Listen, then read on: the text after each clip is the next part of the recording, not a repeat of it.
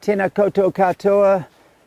Greetings from Aotearoa, New Zealand. My name's Glenn Edney. I'm standing here in the beautiful Tutukaka Harbour on the northeast coast of the North Island.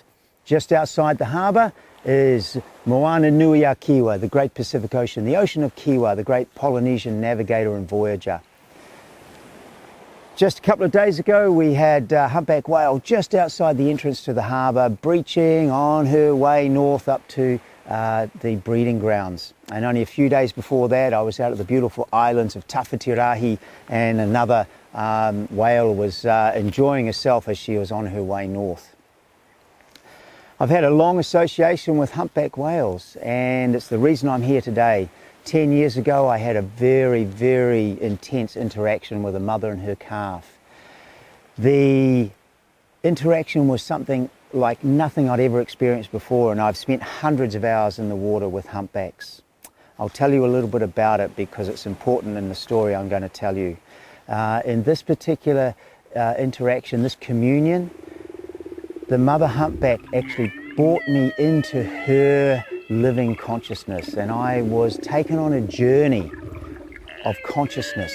If you can imagine feeling like you're inside another's consciousness.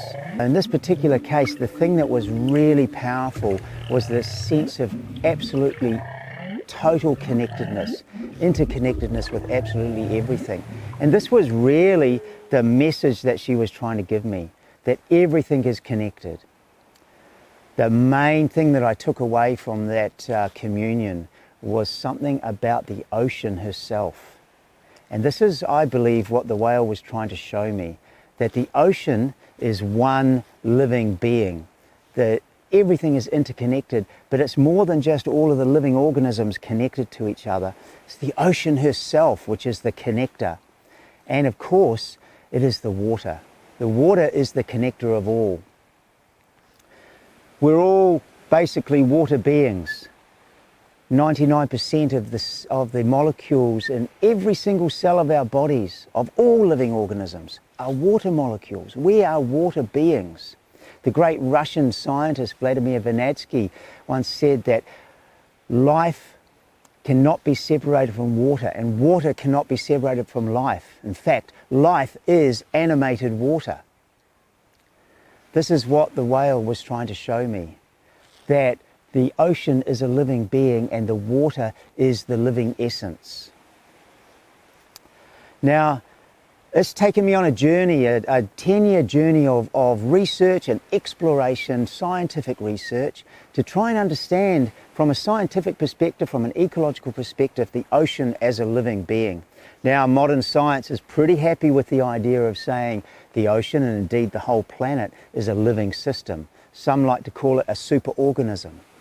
But to think of the ocean as a living being is probably stretching things a little bit too far for mainstream science.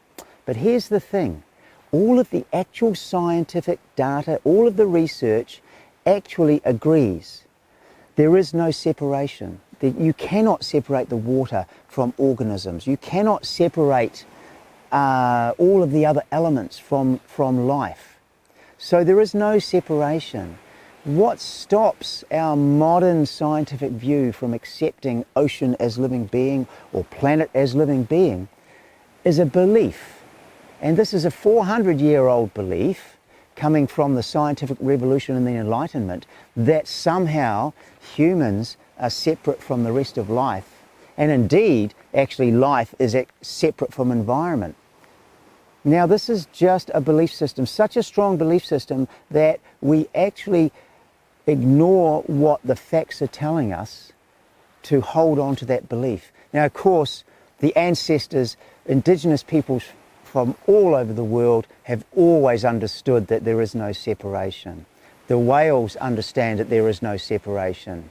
It's time for us moderns to also understand and inhabit this world once again. Ocean as a living being. Hine Moana, our mother. Thank you very much. Have a wonderful festival. Kia ora.